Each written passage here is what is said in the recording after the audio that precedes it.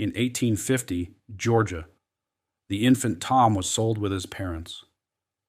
And when his owner realized that this blind child, a child with developmental disabilities, could perfectly reproduce a European masterpiece after a single hearing, he immediately understood Tom could be exploited. Bethune loaned Tom out to the promoter Oliver as if he were property to be rented. The enormous profits from every show went straight into Bethune's and Oliver's pockets. Tom received nothing. Ladies and gentlemen, we will now play a piece only once and let the boy hear it. Watch closely. A blonde white pianist stepped on stage and performed Chopin's Etude.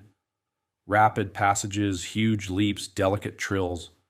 The kind of piece no ordinary child could even attempt. When he finished, Tom nodded once and placed his hands on the keys.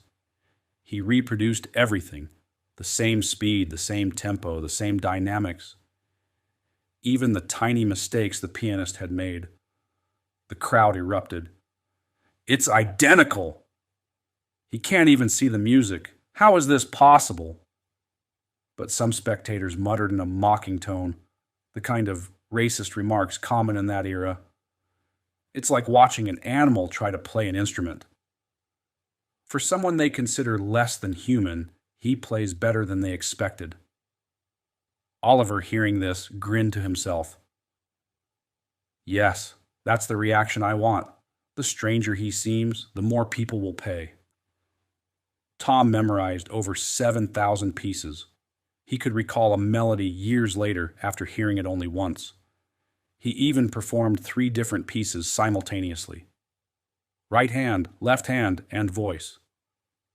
But no matter how extraordinary he was, people didn't treat him as an artist.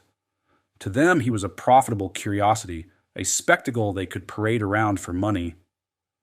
Soon, the stage transformed from a concert hall into something closer to a sideshow. At the entrance, posters read, "Astonishing blind pianist, the boy who can play anything after one hearing." People didn't clap with respect. They stared, whispered, and treated him as an oddity. Is that really a child? How can someone who can't see play this well? Sometimes people with unusual gifts appear. That must be one of them. Tom never understood that his gift brought him no freedom, no dignity, and no escape. Whenever a sound reached his ears, he played, and when the playing stopped, he was led away again, back into the same darkness he had always known. Thank you, Joe. So, what happens to Tom after this? Oliver and Bethune made a fortune using Tom, but even that wasn't enough for them. When the Civil War broke out, they came up with a cruel plan. They forced Tom to create a marching song celebrating the Confederate Army. As news spread that a black slave was supporting the South, the black community dreaming of freedom fell into pure anger and despair. The white masters just watched them turn on each other and laughed. There's no black man as useful as this guy.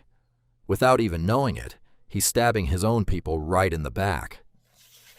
Little Tom had absolutely no idea that his brilliant gift was breaking his people's hearts and making him a laughingstock for the white men.